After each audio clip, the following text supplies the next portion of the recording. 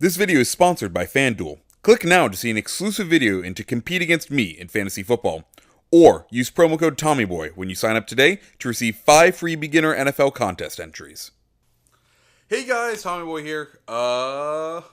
So I just woke up from my nap after that Sony conference because, I'll be honest, it put me to sleep. Now, when I was originally planning this video, it was only going to be about the Sony conference, and then that conference was horrible, and we also got some gaming news from the Apple event that also happened today. So instead of this just being a Sony press conference video, it's going to be a little bit of the Apple event and a little bit of the Sony event. So first things first, we're going to go chronologically because that is what makes sense in the brain here. And Apple had 2 pretty cool gaming announcements today at their event, which I know what you're thinking. It's an iPhone event. There shouldn't be any gaming announcements at it other than, oh, look at how our new processor makes this game look so pretty, la la la la la. But no.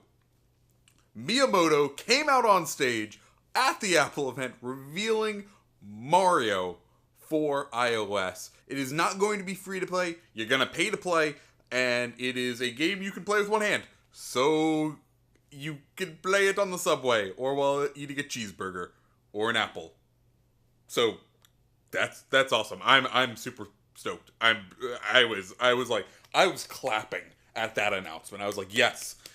I did not expect to be clapping at this point in the conference for whatever stupid game you usually bring out, Apple, but today's the day you won me over there. You won me over. And then also they finally announced, they're like, hey, you know that iWatch, that Apple Watch you have? I don't have an Apple Watch, but you know that Apple Watch a lot of you motherfuckers have bought? Guess what? Pokemon Go. It will now work with Pokemon Go instead of buying the Pokemon Plus, which is going to be released this month. Niantic, the CEO, came out and he's like, oh, by the way, this is the Pokemon Plus. I know, no one has really seen it in the wild. Coming out later this month. But more importantly, the Apple Watch now can hatch your eggs for you and do pretty much what the Pokemon Go Plus would have been. So, that's cool. That sold me on buying an Apple Watch, well, the Gen 2 Apple Watch, because I've had this for like 2 years, and I love it, but time to upgrade. Time to get to the future. Speaking of the future, moving on to the Sony event. Oh, God. What a,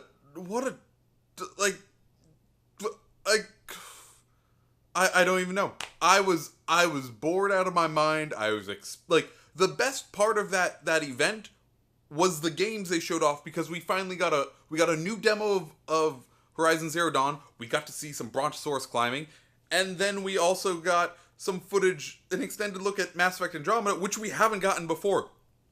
Those were the highlights of that event.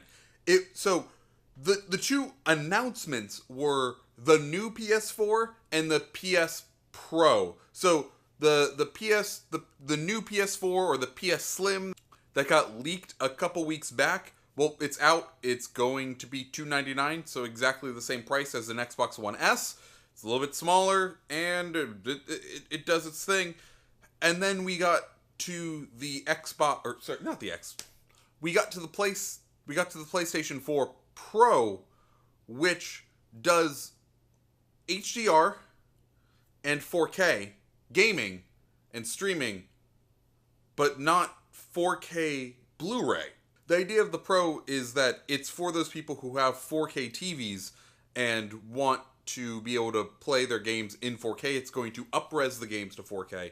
It's also going to allow you to stream titles that allow you to in 4K, which is great. That's cool for a price of $399, so $400.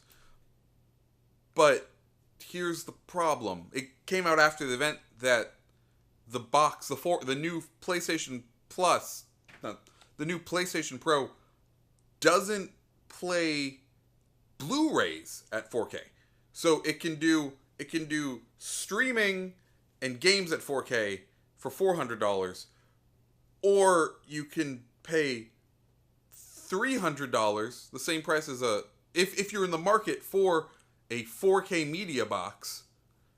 You could also go to the Xbox One S and get 4K video and 4K Blu-ray, which at this point that looks a little bit better than that. But why? I don't get it. Why, Sony? Why is this a thing? Why would you do that? it's just not sane. Like, who is that for? Because if you care about 4K that much, if you are a gamer and you care that much about the resolution, 9 times out of 10, that person's going to be playing on PC. They don't care about us console people. We are the peasants. If you care about resolution, the consoles have been the peasants. It's the, PC master race. That's where you get your high fidelity. And why? Now, another weird thing that they did is HDR, something that Xbox is introducing with the Xbox One S. It's this technology where your darkers are darker, your darkers are darker, your brighters are brighter. I sound like an OxyClean commercial. Basically, your colors have a better range and they show up better. And that was kind of one of the hooks of selling the Xbox One S. Well, through a firmware update, all PS4s will now be able to support HDR. So even if you don't buy the PlayStation Pro, you still have the ability to do HDR, which to me, was more of the selling point than the original 4K. Because let's for me, resolution, once you get to 1080p, I'm kind of fine with that. It's the HDR that's going to give that extra bump. So why go get the 4K machine when you could spend $100 less and get the 1080p machine, and they both do HDR? I don't know. The Sony event was really weird, and I don't know what they were doing. And if the rumors were true that they were supposed to announce at least the Pro at the end of E3, I can see why they pulled it, because as it stands, it looks like the Xbox One S does almost everything that the Pro does for $100 less, and that would have been horrible. That would have been at the end of E3 to have where Sony has dominated for the last 3 years.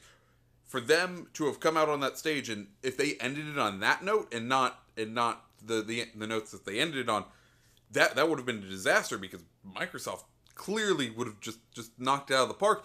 And this business meeting is now making sense, where they're like, hey, low-key event, we're going to time it so it's exactly, it literally started 10 minutes after the Apple conference happened. I'm someone who watches, who does the Mac, who likes Apple. So I was watching that, and I was glancing at my watch the whole time. I was like, is this conference going to get done? Is it going to be over in time for the Sony one? And 10 minutes. It was a 10-minute gap between them. And now it makes sense, because if you're on a tech website, if you're at work, you're typing along, you pull up, oh, I want to see all the Apple news. You pull it up, and what's this? 10 minutes after all that happens, oh, look, there's a new PlayStation, let me check that out. You didn't have to worry about the showmanship as much for this press conference, because they definitely didn't bring it.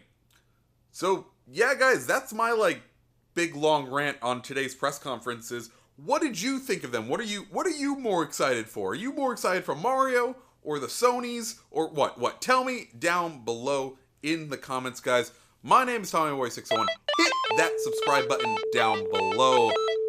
Guys, hope you have a great rest of your day. See ya.